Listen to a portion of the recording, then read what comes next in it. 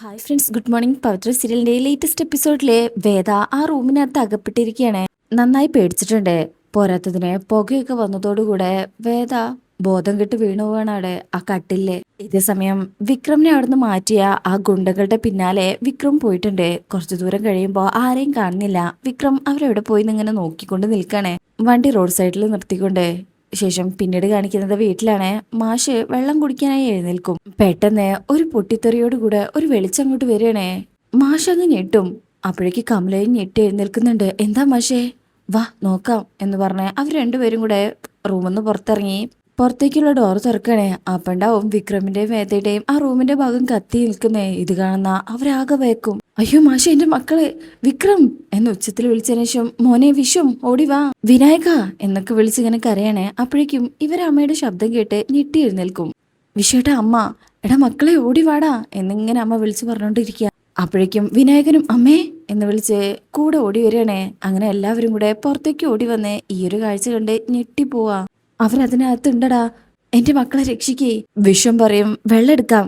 അപ്പോഴേക്കും വിനായകൻ ഡോറ് പോയിട്ട് തട്ടുന്നുണ്ട്. എന്നാ ആ ഡോറ് ലോക്കാ. അമ്മേ, ഇത് പുറത്തുനിന്ന് പൂട്ടിയിരിക്കുക. അപ്പൊ അവര് രണ്ടുപേരും അതിനകത്ത് ഇല്ലെന്നാണ് ഇവര് കരുതിയിരിക്കുന്നത്. എന്നാ വേദ അതിനകത്ത് ബോധം കെട്ട് കിടക്കാന്നുള്ള കാര്യം ആരും അറിയുന്നില്ല. വിശ്വം വേഗം ഒരു ബക്കറ്റ് വെള്ളം എടുത്തുകൊണ്ട് വന്നിട്ട് അതിങ്ങനെ ഒഴിക്കുന്നുണ്ട്. ശ്രീജ വെള്ളം എടുത്തിട്ട് വാ. അപ്പോഴേക്ക് ഇതിന്റെ സൗണ്ടും ഇവരുടെ കരച്ചിലും ബഹളമൊക്കെ കേട്ട് നാട്ടുകാരും ഓടിയെത്തി. അങ്ങനെ അവരെല്ലാരും കൂടെ ആ വെള്ളം എടുത്തുകൊണ്ട് വന്ന് ഇങ്ങനെ ഒഴിക്കുന്നുണ്ട്. അപ്പോഴായിരിക്കും അങ്ങോട്ട് വിക്രം വരുന്നത്. മോനെ വിക്രം, ഈശ്വരനടാ നിന്നെ കാത്തത്. വിക്രമാണ് ഇത് കണ്ടങ്ങ് ഞെട്ടിപ്പോകും. വണ്ടി നിർത്തിയിട്ട് എന്താ പറ്റിയത്?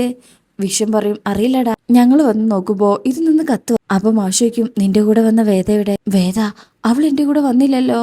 മാഷി പറയും വന്നില്ലെന്നോ? അപ്പോ എന്ന് പറഞ്ഞ് വീടിനകത്തേക്കാ നോക്കുന്നത്. അമ്മ അപ്പോഴേക്കും ഉച്ചത്തില് കരയാ. അയ്യോ വേദമോളെ, വേദമോളെ എന്ന് വിളിച്ച് അമ്മ അത്തേക്ക് പോകാൻ ഓടുമ്പോഴേക്കും എല്ലാരും കൂടെ അമ്മയെ പിടിച്ചു വെക്കും. ശേഷം വിക്രം അങ്ങോട്ട് ഓടിച്ചില്ല. ആ ഡോറ് തുറക്കാനൊന്നും നിൽക്കുന്നില്ല. ഒരൊറ്റ ചവിട്ട് അത് തന്നെ ഡോറ് തുറന്നിട്ടുണ്ട്. അകത്തേക്ക് ചെന്ന് നോക്കുമ്പോ വീടിനകം മുഴുവനും കത്തി തുടങ്ങിയിട്ടുണ്ട്. കട്ടിലിന്റെ ഭാഗവും ചെറുതായി കത്തി തുടങ്ങുക.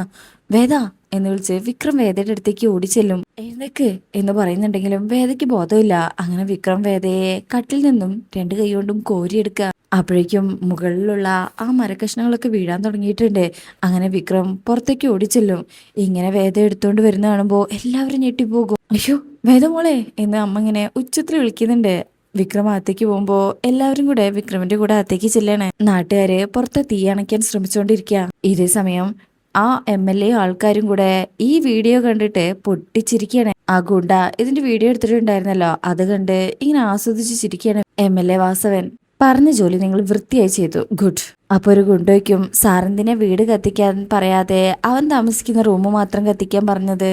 ഭാര്യ പച്ചയുടെ കൺമുന്നിൽ നിന്ന് കത്തുന്നത് അവനിന്ന് കാണും. എനിക്ക് തൽക്കാലം അത് മതി. മറ്റേ കൊണ്ടറിയും എന്നാലും ഒറ്റയടിക്ക് അവനെ അങ്ങ് തീർക്കായിരുന്നു. ഇതിപ്പോ അവൻ പുറത്തായില്ലേ? വാസവൻ പറയും ഏത് നിമിഷവും താനും തന്റെ വീട്ടുകാരും കത്തി വെണ്ണീറാവുന്നുള്ള ഭയത്തോടെ അവൻ നിൽക്കണം. അങ്ങനെ അവൻ ജീവിക്കുന്നത് കാണാനും ഒരു രസമല്ലേടാ. ശ്രീനിവാസിന് വേണ്ടി അവൻ ഒരുപാട് കുരുത്തക്കേടുകൾ ചെയ്തിട്ടുണ്ട്. അതിനുള്ള പ്രതികാരമായി ചെയ്തതാണെന്ന് അക്കൂട്ടത്തിൽ ഒരാൾ നാളെ പോലീസിൽ കുറ്റമേൽക്കും. അതോടെ ഇതിന്റെ ഭാരം നമ്മുടെ തലേന്ന് പൂർണ്ണമായിട്ട് ഒഴിഞ്ഞു പോവും. സ്വന്തം മകളിൽ നിന്നും വെന്തു മരിച്ചത് കണ്ട് ജസ്റ്റിസ് ശങ്കരനാരായണൻ വെറുതെ ഇരിക്കുമെന്ന് നമുക്ക് നോക്കാം. ഇത് അയാൾക്കും കൂടെ ഉള്ളൊരു താക്കീതാ. ഇതിനെ അങ്ങനെ കരുതിയാ മതി എന്ന് പറഞ്ഞ് ചിരിക്കുകയാണ് അയാൾ. അതിനുശേഷം പിന്നീട് കാണിക്കുന്നത് മാഷയാണ്. മാഷ് ഇപ്പോഴും ആ ഞെട്ടലും അറിയാതെ പുറത്തേക്ക് ഇറങ്ങി വരികയാണേ. അപ്പോഴേക്കാ നാട്ടുകാർ വന്നിട്ടേക്കും എന്തായി മാഷ, ആ കുട്ടിക്ക് കുഴപ്പമൊന്നും ഇല്ലല്ലോ? പേടിച്ച് തലകറങ്ങി വീണതാ, ഭാഗ്യത്തിന് പ്രശ്നമൊന്നുമില്ല. ആരാ മാഷ ഇത് ചെയ്തത്? അപ്പൊ അതിലൊരാൾ പറയും അതിലിപ്പോ എന്താ സംശയം, മാഷിന്റെ മകന് കുറച്ചൊക്കെയാണോ ശത്രുക്കളുള്ളത്? കൊടുത്താ കൊല്ലത്തും കിട്ടുന്നു കേട്ടിട്ടില്ലേ? അത് തന്നെ. വേറൊരാള് പറയും ജെത്തിയുടെ കാര്യം ഒരു വിധത്തില് ഒഴിഞ്ഞു പോയതേ ഉള്ളൂ. അപ്പോഴേക്കും ഇതായി വയസ്സാം കാലത്ത് മാഷിന്റെ സ്വസ്ഥത പോയി അല്ലേ മാഷേ? വേറൊരാൾ പറയും ഇതങ്ങനെ വിട്ടാൽ ശരിയാവില്ല, കേസ് കൊടുക്കണം. വേറൊരാൾ ചോദിക്കും അതിനാരാ ചെയ്തതെന്ന് തെളിവ് വേണ്ടേ? അയ്യോ അതറിയാനാണോ പാട്? നിങ്ങളുടെ മോനെ വിളിച്ച് ചോദിച്ചാ പോരെ, ഒരു ലിസ്റ്റ് ശത്രുക്കളുടെ പേര് അപ്പൊ കിട്ടില്ലേ എന്ന് പറഞ്ഞ് അയാൾ ചിരിക്കും. അങ്ങനെ മറ്റേ പറയും എന്തായാലും ഈ പത്തായപുരം മാത്രല്ലേ പോയുള്ളൂ. ഈ വീടിന്റെ ഈ ഭാഗത്തിനും വീട്ടിലുള്ളവർക്കൊന്നും പറ്റാഞ്ഞത് നല്ല കാര്യം. ആ കുട്ടിക്ക് എന്തെങ്കിലും പറ്റിയിരുന്നെങ്കിലോ? അതെ, അതാ ഭാഗ്യായത്. ഇവരുടെ ഒന്നും സംസാരം മാഷിന് അത്രയ്ക്ക് ഇഷ്ടപ്പെടുന്നില്ല. മാഷ് എന്നാലും സമാധാനത്തോടെ തന്നെ പറയും നിങ്ങളെല്ലാവരും ചെല്ലേ, തീ കെടുത്തി തന്നില്ലേ, അത് തന്നെ വലിയ ഉപകാരം. ഓ, അല്ലെങ്കിലും ഞങ്ങൾ ഇവിടെ നിൽക്കാൻ പോകുന്നില്ല മാഷേ, വാടോ എന്ന് പറഞ്ഞ് ആ വന്നവരൊക്കെ പോകും. നമ്മൾ പറഞ്ഞത് മാഷിന് പിടിച്ചില്ലെന്ന് തോന്നുന്നു. അതിന് നമ്മൾ തെറ്റായിട്ടൊന്നും പറഞ്ഞില്ലല്ലോ. ഓ, സഹായിക്കാൻ വന്ന നമ്മളെ പറഞ്ഞാൽ മതി എന്നും പറഞ്ഞുകൊണ്ടാണ് അവരവിടുന്ന് പോകുന്നത്. അവര് പോയി കഴിഞ്ഞാല് മാഷിന്റെ ആൺമക്കളും മൂന്നാളും പുറത്തേക്ക് വരും. വിഷം ചോദിക്കും, അച്ഛാ അവര് പറഞ്ഞതുപോലെ കേസ് കൊടുക്കണ്ടേ? മാഷെ വിക്രമിനെ നോക്കും. വിക്രം ഇങ്ങനെ തല താഴ്ത്തി നിൽക്കുമ്പോ മാഷ് പറയും, എന്നിട്ടെന്തിനാ അതിന്റെ പ്രതികാരമായിട്ട് ബാക്കി കൂടി കത്തിക്കാനോ? വിനായകൻ പറയും, ഇത് അയാൾ തന്നെയാ ചെയ്തതെന്നാ തോന്നുന്നത്, ആ MLA വാസവൻ. എല്ലാരെയും കൂട്ടിയിട്ട് കത്തിക്കുന്ന അയാൾ അന്ന് പറഞ്ഞിട്ട് പോയതല്ലേ?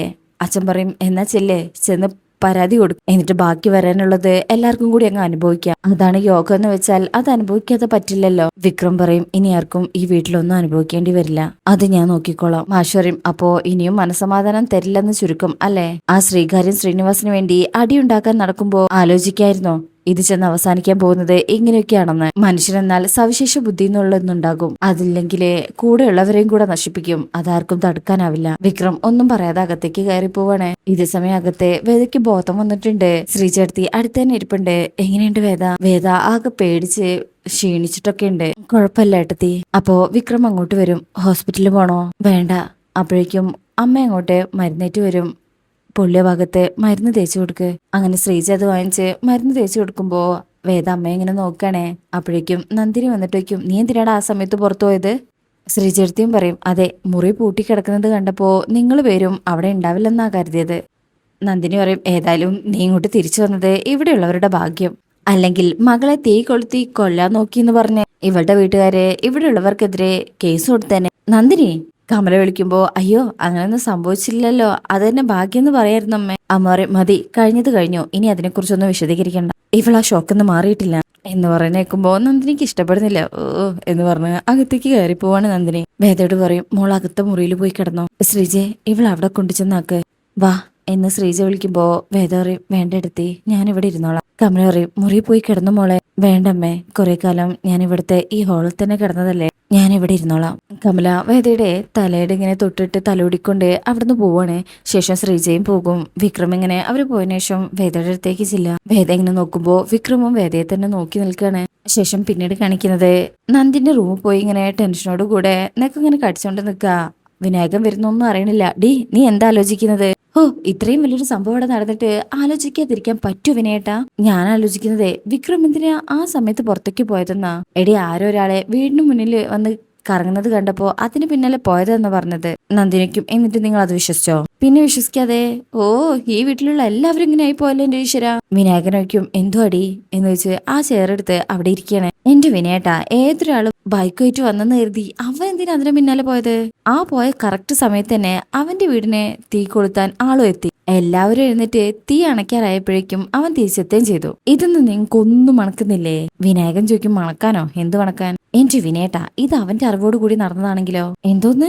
അല്ലെങ്കിൽ കത്തിക്കാൻ വന്നവരെ അവന്റെ മുറി മാത്രം കത്തിച്ചിട്ട് തിരിച്ചു പോവോ? ഈ വീടിന് നേരെ അവരൊന്നും ചെയ്തില്ലല്ലോ. വിനായകൻ എഴുന്നേറ്റ് ആ റൂമിന്റെ ഡോറ് അടയ്ക്കണേ, പുറത്തേക്കൊന്നും കേൾക്കാതിരിക്കാൻ. നീ എന്താ പറഞ്ഞു വരുന്നത്? ഇത് അവൻ അറിഞ്ഞിട്ട് തന്നെ നടന്നതാണെങ്കിലോ? എന്തോന്ന് എന്ന് വെച്ച് ഞെട്ടുമ്പോ, നിങ്ങൾ ഇങ്ങനെ ഓരോന്ന് പറയുന്നത് കേൾക്കുമ്പോ തന്നെ ഞെട്ടാൻ നിക്കല്ല വിനയേട്ടാ. ഞാനൊരു സാധ്യത പറഞ്ഞേ ഉള്ളൂ. പുറത്തേക്ക് പോയപ്പോ അവൻ ആ മുറിയുടെ ഓടാമ്പലിട്ട് പോയത് എന്തിനാണെന്നാ ഞാൻ ആലോചിച്ചത്. എനിക്ക് അപ്പോഴാ സംശയം തോന്നിയത്. വിനായകൻ ചോദിക്കും, എന്ന് വെച്ചാ അവൻ വേദയെ തീ വെച്ച് കൊല്ലാൻ നോക്കിന്നോ? എന്നല്ല, പിന്നെ എന്താടി നീ പറഞ്ഞതിനർത്ഥം?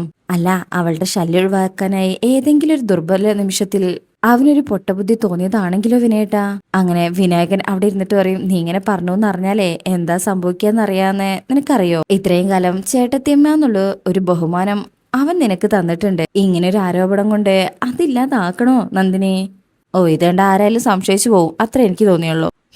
ഇങ്ങനെയുള്ള സംശയം നിന്റെ ആരോഗ്യത്തിന് അത്രയ്ക്ക് നന്നായിരിക്കില്ല, അതോർത്താൻ നല്ലത്. നന്ദിനി പറയും, എന്നാലും ഇത്രയും കാലം ഈ വീടിനെ ആക്രമിക്കാൻ ഇങ്ങനെ ആരും വന്നിട്ടില്ലല്ലോ. വിനായകൻ പറയും, ആ വാസവന്റെ പണിയായിരിക്കും ഇത്, അതുറപ്പാണ്. അതുണ്ട്, എങ്കിലും വീട്ടിലുള്ള സാധ്യതയും തള്ളിക്കളയാൻ പറ്റില്ലല്ലോ. വിനയേട്ടൻ പറഞ്ഞതുപോലെ വിക്രമല്ല ഇത് ചെയ്തതെങ്കിൽ വേറൊരു സാധ്യതയുണ്ടല്ലോ. വേറെന്ത് സാധ്യത? അച്ഛൻ. അത് കേൾക്കുമ്പോ വിനായകൻ ഞെട്ടും. എന്തോന്ന്? ജപ്തിയുടെ നോട്ടീസ് തൂണില് അന്ന് അവർ കൊണ്ടുവന്ന് ഒട്ടിച്ചപ്പോ തുടങ്ങിയതാ. അച്ഛൻ പറയുന്നതാ അച്ഛനുണ്ടാക്കി വീട് അച്ഛൻ തന്നെ കത്തിക്കുന്ന്. വിനായകൻ പറയും, ഡി, നിനക്കെന്തെങ്കിലും തലയ്ക്ക് അസുഖമുണ്ടോ? അച്ഛൻ എന്തെങ്കിലും പറഞ്ഞെന്ന് കരുതി അച്ഛൻ സ്വന്തം വീട് കത്തിക്കാൻ പോവാണോ? അല്ല അച്ഛൻ നോക്കിയപ്പോ മുറി അടച്ചിട്ടിരിക്കുന്നത് കണ്ടിട്ടുണ്ടാവും. അകത്താരും ഇല്ലാന്ന് കരുതി ചെയ്താണെങ്കിലോ നമ്മളോട് ചെല്ലുമ്പോ അച്ഛൻ തീ കത്തുന്നത് കണ്ട് അനങ്ങാതെ നിൽക്കുന്നതല്ലേ കണ്ടത്. എടി അത് അച്ഛൻ തീ കത്തുന്നത് കണ്ട് ഷോക്കിൽ നിന്ന് പോയതല്ലേ. നന്ദിനി പറയും എന്ത് ഷോക്ക്? ആ സമയത്ത് ആരാണെങ്കിലും കെടുത്താനല്ലേ നോക്കത്തുള്ളൂ. അച്ഛൻ ഇത് ചെയ്തോ? അല്ല നിങ്ങളൊന്ന് ആലോചിച്ച് നോക്ക്. ഹോ നീ ഒന്നും മിണ്ടാതിരുന്ന നന്ദിനിയെ, മനുഷ്യനെ ഭ്രാന്ത് പിടിപ്പിക്കല്ലേ. ഹോ എനിക്കും ആലോചിക്കുമ്പോ ഭ്രാന്ത് പിടിക്കുന്നുണ്ട് വിനയേട്ടാ. അതുകൊണ്ടാ ഞാനിതൊക്കെ നിങ്ങളടുത്ത് ഷെയർ ചെയ്യുന്നത്. എന്തായാലും ഒരു കാര്യം ഉറപ്പാ, ഈ കത്തിക്കലിന് പിന്നിൽ എന്തോ ഒരു ദുരൂഹതയുണ്ട്. വിനായകൻ അവിടെ എഴുന്നേറ്റിട്ട് പറയും ദുരൂഹത ഉണ്ടെങ്കിലേ അവിടെ ഇരുന്നോട്ടെ. ദേഷ്യം വരുമ്പോ എന്തെങ്കിലും പറയുന്ന കരുതി അതുപോലെ ചെയ്യുന്ന ആളൊന്നുമല്ല അച്ഛൻ. അങ്ങനെയാണെങ്കിൽ നിന്നെയും എന്നെയും ചവിട്ടി പുറത്താക്കേണ്ട സമയം കഴിഞ്ഞു. നന്ദിനി ഞെട്ടും. അങ്ങനെയൊന്നും സംഭവിച്ചില്ലല്ലോ. അതുകൊണ്ടേ നീ കൂടുതൽ CID കളിക്കണ്ട കേട്ടല്ലോ. എന്ന് പറഞ്ഞേ വിനയകൻ ഡോറ് തുറന്ന് പുറത്തേക്ക് പോവാ. അവരുടെ ഓരോ കണ്ടുപിടുത്തങ്ങള്. ശേഷം പിന്നീട് കാണിക്കുന്നത് വിക്രം വേദയുടെ അടുത്ത് ചെന്നിരിക്കണേ ആ സോഫയില്. വേദ കണ്ണടച്ച് കിടക്കായിരുന്നു. താൻ ഓക്കെ അല്ലേ? കുഴപ്പമില്ല. അപ്പോഴേക്കും വിക്രമിന്റെ കൈ കാണുന്നത് അയ്യോ കൈ പൊള്ളിയിട്ടുണ്ടല്ലോ. എവിടെ? ദാ മരുന്ന് പുരട്ടി തരാം. വിക്രം പറയും വേണ്ട. അതൊന്നും പറഞ്ഞാ പറ്റില്ല എന്ന് പറഞ്ഞ് മരുന്നെടുത്ത് വേദ ഇങ്ങനെ പുരട്ടാൻ തുടങ്ങുന്നതൊക്കെ വിക്രം ഇങ്ങനെ നോക്കി നിൽക്കുക. അങ്ങനെ മരുന്നൊക്കെ തേച്ചു കൊടുക്കും. ഇതിപ്പോ നന്നായി പൊള്ളിയിട്ടുണ്ടല്ലോ എന്ന് പറഞ്ഞ് മരുന്ന് തേച്ചു കൊടുക്കണേ. അത് കഴിയുമ്പോ വിക്രം കൈ വലിക്കും. വിക്രം പറയും അയാള് പറഞ്ഞതുപോലെ തന്നെ ചെയ്തു അല്ലേ വേദ? ഇന്നുവരെ ഈ വീടിന് നേരെ ഒരു ആക്രമണവും ഉണ്ടായിട്ടില്ല. ഇപ്പൊ ഞാൻ കാരണം അത് സംഭവിച്ചു. സ്വന്തം അച്ഛനും അമ്മയ്ക്കും അവരുടെ വീട്ടിലെ വേണ്ടത്ര സുരക്ഷിതത്വം കൊടുക്കാൻ കഴിയുന്നില്ലെങ്കിൽ പിന്നെ ഞാൻ എന്തിനാ ജീവിച്ചിരിക്കുന്നത് എന്ന് പറഞ്ഞ സങ്കടത്തിലിരിക്കുമ്പോ എന്ന് പറഞ്ഞ് വേദ വിക്രമിന്റെ ദേഹത്ത് കൈവയ്ക്കും. ഇനിയിപ്പൊ അതൊക്കെ ഓർത്തിട്ട് എന്താ കാര്യം? വിക്രം പറയും ഇത്രയൊക്കെ സംഭവിക്കാൻ കാരണം എന്റെ എടുത്തുചാട്ടമായിരുന്നു. വീടിന് മുന്നിൽ കിടന്ന് ഒരുത്തൻ കറങ്ങുന്നത് കണ്ടപ്പോ ഞാൻ അവന്റെ പിന്നാലെ പോയി നോക്കിയതാ. ആ സമയത്ത് അവരിനെ ഒഴിവാക്കാൻ വേണ്ടിയാണ് അങ്ങനെ ചെയ്തതെന്ന് ഞാൻ ആലോചിച്ചില്ല. പക്ഷെ അങ്ങനെ ചെയ്യിക്കാൻ ഞാൻ അവനെ സമ്മതിക്കില്ല. എങ്ങനെയാണോ അവൻ ഈ വീട് ചെയ്തത് അതുപോലെ തന്നെ അവനും അവിടെ അനുഭവിക്കും. വേദയ്ക്കും അതുകൊണ്ട് എന്താ നേട്ടം? ഈ വീടിനുണ്ടായ നഷ്ടം ഇല്ലാതാവോ? വിക്രം പറയും പിന്നെ ഞാൻ മിണ്ടാതിരിക്കണോ? അയാളെ പേടിച്ച് പിന്മാറിയെന്ന് തോന്നിപ്പിക്കണം. വേദ പറയും പേടിയും പിന്മാറ്റമൊക്കെയാണെന്ന് നിങ്ങൾക്ക് തോന്നുന്നതല്ലേ വിക്രം? നിങ്ങൾ ഇതിനെടുക്കുന്നത് നിങ്ങളുടെ ഈഗോ പ്രശ്നമായിട്ടാ. അതുകൊണ്ടാ എന്തെങ്കിലും ഉടനെ തിരിച്ചു ചെയ്യാതിരിക്കുന്നത് പേടി കൊണ്ടുള്ള പിന്മാറ്റമായിട്ട് അവര് കരുതുന്ന നിങ്ങൾക്ക് തോന്നുന്നത്. ഇപ്പോഴും വാസവൻ തന്നെയാ ഇത് ചെയ്തതെന്ന് നമുക്കൊരു ഉറപ്പുമില്ല. വേറെയും ശത്രുക്കൾ നിങ്ങൾക്ക് ഒരുപാടുണ്ടല്ലോ. അവരിൽ ആരെങ്കിലും ഒരാളായിക്കൂടെ? വിക്രം പറയും വേറെ ആർക്കും ഇത് ചെയ്യാനുള്ള ധൈര്യം ഉണ്ടാവില്ല. വേദ പറയും ധൈര്യം എന്നൊക്കെ ഉള്ളത് ഒരു സമയത്തെ ഒരു തോന്നൽ മാത്രമാണ് വിക്രം. സാമാന്യ ബോധത്തിൽ വികാരം നിയന്ത്രിക്കാൻ തുടങ്ങുമ്പോഴാകും ചിലപ്പോൾ ധൈര്യം ഉണ്ടാവുക. അത് മനസ്സിലാക്കി വേണം പ്രവർത്തിക്കാൻ. അതാണ് വേണ്ടത്. വിക്രം ചോദിക്കും അപ്പൊ ഈ കാണിച്ചത് കൊണ്ട് മിണ്ടാതിരിക്കണോ ഞാൻ? വേദ പറയും ഒരു തെറ്റിനെ മറ്റൊരു തെറ്റുകൊണ്ടല്ലോ പരിഹരിക്കേണ്ടത്. വാസവന്റെ ഭാര്യയെയും മകളെയും അന്ന് നമ്മൾ കണ്ടതാ. അവർക്ക് അയാളുടെ പ്രവൃത്തിയിലോ തീരുമാനങ്ങളിലോ ഒരു പങ്കുമില്ല. ഇനി അഥവാ അയാളാണ് ഇതിന് പിന്നിലെ ആണെങ്കിൽ തന്നെ ഒന്നിലും പെടാത്ത അവരെന്തിനാ ശിക്ഷ അനുഭവിക്കുന്നത്? വിക്രം ചോദിക്കും അപ്പോ അയാളെ ഞാൻ വെറുതെ വിടണമെന്നാണോ? വേദ പറയും എന്ന് ഞാൻ പറഞ്ഞില്ലല്ലോ. അയാൾ ചെയ്തതിന് അയാൾക്ക് തന്നെ ശിക്ഷ കിട്ടണം. പക്ഷെ അതിന് പറ്റിയ സമയം ഇതല്ലെന്ന് മാത്രം. വേദയ്ക്ക് നല്ല വേദനയുണ്ട്. അയാൾക്ക് വേണ്ടി തന്നെയാണ് കുറെ ആൾക്കാർ ഇത് ചെയ്തതെന്ന് തന്നെ വിചാരിക്കാം. അപ്പൊ അവര് സമ്മതിക്കുന്നേ ഉറപ്പുണ്ടോ? അവര് പറയാൻ പോകുന്നത് നിങ്ങളോടുള്ള മുൻ വൈരാഗ്യം കൊണ്ട് ചെയ്തതാണെന്നായിരിക്കും. അതോടെ അയാൾക്കെതിരെ ഒരു കേസും ഇല്ലാതാകും. വിക്രം ചോദിക്കും പിന്നെ ഞാൻ എന്ത് വേണമെന്നാ? വേദ പറയും കാത്തിരിക്കണം. ഇപ്പൊ നിങ്ങൾ അനുഭവിക്കുന്നത് പോലൊരു നിമിഷം അയാൾക്കും വരും. അങ്ങനെ സമാധാനിക്കണം. വിക്രം പറയും സോറി വേതാളം, ഇങ്ങനെ സമാധാനത്തിലുള്ള സമ്മാനം വാങ്ങാൻ ഞാൻ എന്തായാലും തീരുമാനിച്ചിട്ടില്ല എന്ന് പറഞ്ഞ് അവിടെ നിന്ന് എഴുന്നേറ്റ് പോകാൻ തുടങ്ങുമ്പോ വേദ പറയും നോക്ക് ഈ വീടാകെ ഉലഞ്ഞ ദിവസമായിന്ന് എടുത്തു ചാടി പ്രതികരിച്ചിട്ട് നിങ്ങൾക്ക് എന്തെങ്കിലും സംഭവിച്ചാൽ അതും നമ്മുടെ അച്ഛനും അമ്മയും താങ്ങണോ? ഇപ്പൊ അച്ഛനും അമ്മയും ഒന്നും പറയുന്നില്ല എന്നേ ഉള്ളൂ. അവരുടെ നെഞ്ചു പിടയ്ക്കുന്നത് എനിക്ക് മനസ്സിലാവുന്നുണ്ട്. ഈ സമയത്ത് പക വീട്ടാനും പ്രതികാരം ചെയ്യാനും നടന്നിട്ട് അവര് കൂടുതൽ സങ്കടത്തിലാക്കണോ വിക്രം? ഇപ്പം വേദ പറയുന്നത് വിക്രമിന് മനസ്സിലാവുന്നുണ്ട്. വിക്രം ദേഷ്യത്തില് ആ കൈ ഇങ്ങനെ ചുരുട്ടി പിടിച്ച് അവിടെ ഇങ്ങനെ ഇരിക്കുന്നിടത്താണ് ഈ ഭാഗം കഴിയുന്നത്. ശേഷം പിന്നീട് കാണിക്കുന്ന പ്രമോലുള്ളത് അതിൽ വാസവൻ അങ്ങോട്ട് വരുമ്പോ വിക്രം എതിർത്ത് സംസാരിക്കുന്നൊക്കെ ഉണ്ട്. അങ്ങനത്തെ കുറെ സംഭവങ്ങളും പഴയ കാലം തേടി വേദ നടക്കുന്നൊക്കെയാണ് ഇനി വരാൻ പോകുന്നത്. അപ്പോൾ ആ ഭാഗമായിട്ട് ഉടൻ തന്നെ നമുക്ക് വരാം. ഇന്നത്തെ റിവ്യൂ ഇഷ്ടപ്പെട്ടിട്ടുണ്ടെങ്കിൽ ചാനൽ എല്ലാവരും ലൈക്ക് ചെയ്യുക, സബ്സ്ക്രൈബ് ചെയ്യുക, സപ്പോർട്ട് ചെയ്യുക. താങ്ക്